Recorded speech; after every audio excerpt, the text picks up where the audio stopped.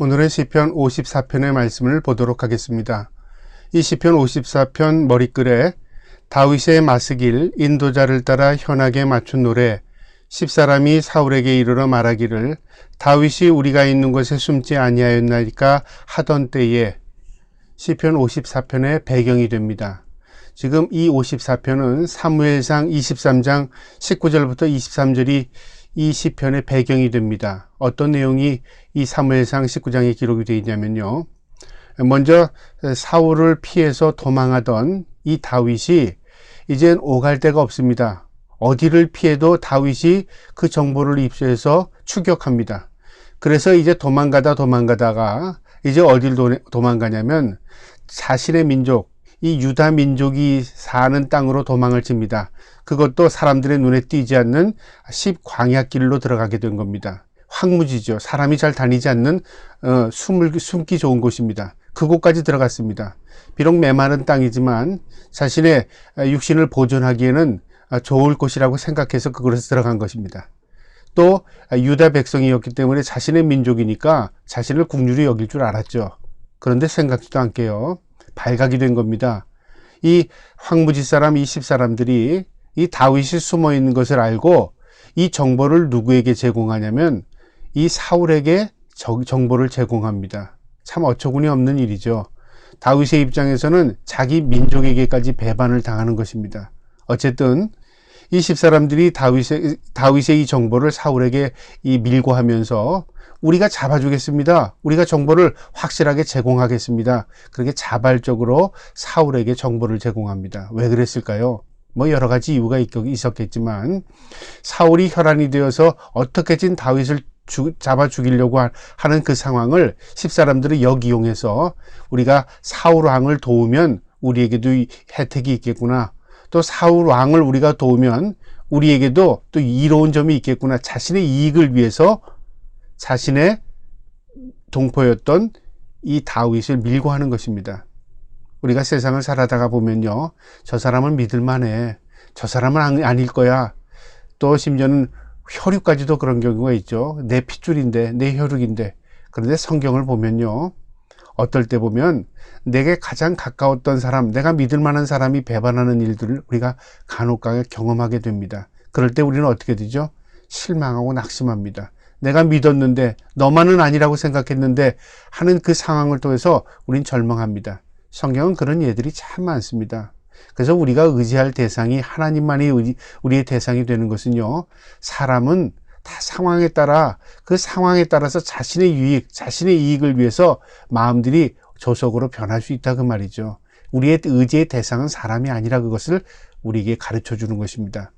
이 시편 54편은 그런 상황 가운데서 하나님을 바라보고 기록한 시인데요. 아주 짤막한 시입니다. 1절부터 7절까지의 짤막한 시인데요. 구구절절 하나님에 대한 절대권, 하나님의 주권을 의지하면서요. 하나님이 나를 도우시는 자다. 하나님만이 나를 도울 수 있다 하는 믿음의 고백이기도 합니다. 오늘 이 시편 54편의 고백이 저와 여러분의 믿음의 고백이 될 수 있기를 축복합니다. 54편 1절에 이렇게 시작합니다. 하나님이여 주의 이름으로 나를 구원하시고 주의 힘으로 나를 변호하소서. 주의 이름으로 주의 힘으로 주님만이 나를 도울 수 있다 그 말이죠. 주님만이 나를 변호할 수 있다 그 말입니다. 우리가 아무리 세상에 대고 나 이렇습니다 저렇습니다 그래도 가까이 있는 사람들이 그 이야기를 들을 때 그래 당신 말이 맞아 그러지만 등을 돌리고 나면요. 에이 설마 그랬겠어 라든가 아니면 그 사람 나한테 얘기하니까 그렇지 그것을 액면 그대로 받아들이지 않을 때가 참 많습니다. 그런데 하나님은 우리의 모든 소리를 들으십니다. 또 하나님은 평가하십니다. 또 하나님은 우리가 말하지 않아도 다 우리의 상황을 아십니다. 그래서 우리가 고해야 할 대상은 하나님입니다. 그래서 기도가 우리의 모든 사정을 하나님께 아뢰는 겁니다. 다윗도 지금 주의 이름으로 주의 힘으로 나를 변호해 주세요. 하나님만이 나의 힘이 되십니다. 그러면서 하나님께 간구하는데요. 2절에 하나님이여 내 기도를 들으시며 내 입의 말에 귀를 기울이소서. 하나님 내 마음 헤아려 주시고 내가 어떤 상황으로 이렇게 지금 쫓겨다니고 위기를 당하는지 하나님 아시지 않습니까? 내 말에 귀를 기울여 주세요 그 말이죠. 그러면서 3절에 낯선 자들이 일어나 나를 치고 포악한 자들이 나의 생명을 수색하며 하나님을 자기 앞에 두지 아니하였음이니이다. 셀라. 악한 자들, 포악한 자들이 나를 밀고 했고, 그리고 내가 죽는 거 하찮게 생각합니다. 그리고 하나님이 없습니다. 그들에게는. 하나님에 대한 두려움도 갖지 않습니다. 그 말이죠. 이게 한탄스러운 겁니다. 이 다윗 앞에는. 그러면서 하나님께 간구합니다. 4절에 하나님은 나를 돕는 이시며 하나님만이 나를 도울 수 있습니다. 하나님이 나의 보디가드입니다. 그 말이죠. 주께서는 내 생명을 붙들어 주시는 이신이이다. 내 생명을 붙드시고 내 생명을 보존하시고 내 생명을 지키시는 분이 오직 하나님이십니다. 하나님만이 나를 지키실 수 있습니다. 애절하고 안타까운 마음이지만 우리가 어려울 때, 힘들 때 이렇게 하나님을 의지할 수 있는 게 복입니다. 이 믿음입니다. 다윗의 위대함은 그가 우리와 달라서, 그가 어떤 특별한 사람이라서 그가 하나님 앞에 사랑을 입은 게 아니라요. 그가 우리와 성정이 같습니다. 그런데 위기와 어려운 상황 가운데 절대자 하나님만을 의지할 수 있는 믿음을 가지고 있었습니다. 우리가 하나님 앞에 보일 수 있는 게 뭘까요? 믿음입니다. 하나님 우리의 믿음을 보십니다. 다윗은요, 하나님 앞에 낱낱이 자신을 고백하면서 하나님 앞에 믿음으로 간구합니다. 5절에 주께서는 내 원수에게 악으로 갚으시리니 죄의 성실하심으로 그들을 멸하소서. 자신이 원수를 갚게 해달라고 말하지 않았습니다. 하나님, 원수가 망하게 해달라는 말도 아닙니다. 뭐냐면 하나님께서 원수를 갚아주십니다. 하나님께서 악을 멸하실 줄 나는 믿습니다. 그 말이죠. 하나님께 맡기는 겁니다. 맡기는 것이 믿음입니다. 내가 하는 게 믿음이 아니라 내가 할 수 있으나 하나님이 하실 수 있도록 맡기는 겁니다. 거기에서 무엇을 바라보게 되냐면요, 철저하게 하나님의 초점을 맞출 수 있는 것이죠. 6절에요. 내가 낙헌제로 주께 제사하리이다. 여호와여 주의 이름이 감사오리니 주의 이름이 선하심이니이다.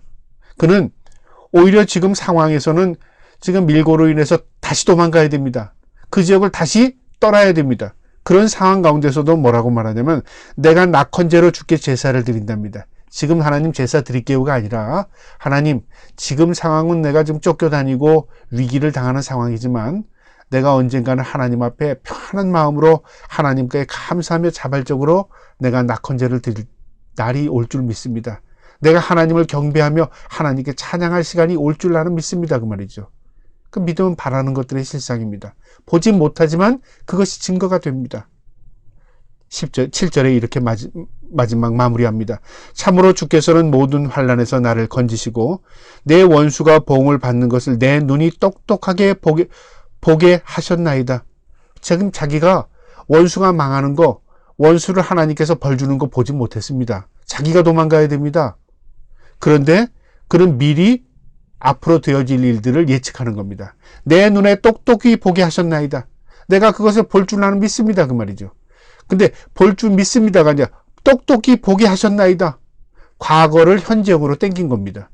내가 봤습니다. 그 말이죠. 놀라운 믿음이죠. 이 믿음이 저와 여러분의 믿음이 되기를 바랍니다. 그래서 믿음이라는 것은요, 소망입니다. 소망은 현재 눈에 되어지는 것으로 우리가 결정하고 판단하는 게 아닙니다. 지금은 어떻게 되든 하나님의 손에 빚어질 때 하나님은 모든 일이 합력하여 선을 이룰 줄 나는 믿습니다. 나는 그것을 보고 있습니다. 이걸 하나님이 기뻐하십니다.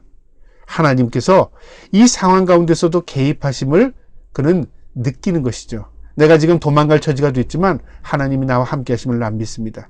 어떤 일이 벌어졌을까요? 놀라운 일이 벌어집니다.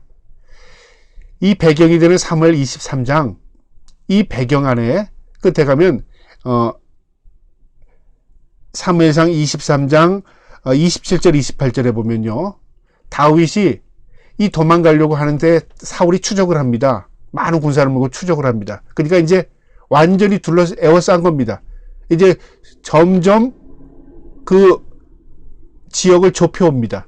그러니까 다윗은 시간 문제지 잡히는 거는 이제 완전히 잡힐 수밖에 없는 상황입니다. 자, 그때 어떤 일이 벌어졌냐면요, 전령이 옵니다. 그래서 사울에게 큰일 났습니다. 블레셋 군대가 우리 지역에 쳐들어왔습니다. 그 얘기를 한 거예요. 사울이 다윗을 이제 잡으려는 그 순간에 얼마 있으면 이제 잡게 됩니다. 그런데 블레셋 군대가 자기의 지역에 쳐들어온 거예요. 그거 잡는 것보다 더 중요한 게 뭐죠? 내 가족 지키는 거죠. 그래서 돌려서 다시 이스라엘로, 예루살렘으로 다시 들어갑니다. 왜냐하면 블레셋 군대를 막아야 되잖아요. 그래서 다윗이 살아납니다. 누가 개입하셨죠? 하나님이 개입하신 겁니다. 참 놀라운 일입니다. 우리의 생각으로는 도저히 이해가 되지 않고 우리의 생각으로는 도저히 상상하지 못할 일들이 우리를 위해서 하나님께서 이루시는 일들이 참 많습니다. 오늘 이 말씀에서 우리에게 주는 교훈은요, 하나님이 우리에게 억울함을 대신 갚아주십니다. 우리가 갚는 게 아닙니다. 하나님 내게 힘을 주셔서 내가 원수 갚게 해주세요. 성경에 그런 기도 없습니다. 원수 갚는 것은 하나님께 있답니다.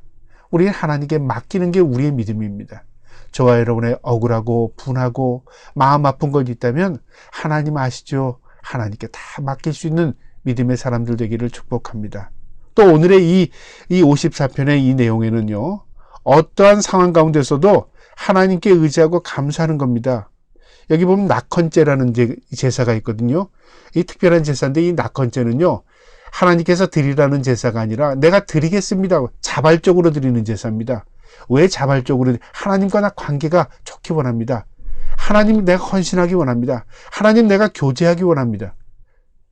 하나님께 자발적으로 예배하는 것입니다. 의무가 아니라 자발적이라고 말이죠. 하나님 내가 지금 이런 위기 상황이 끝나고 나면 내가 자발적으로 하나님 앞에 예배하겠습니다. 하나님 제사하겠습니다. 이 마음을 받으십니다. 그래서 하나님께서요, 받으시는 제사는 어떤 제사냐면 자발적으로 드리는 제사를 받으셔요.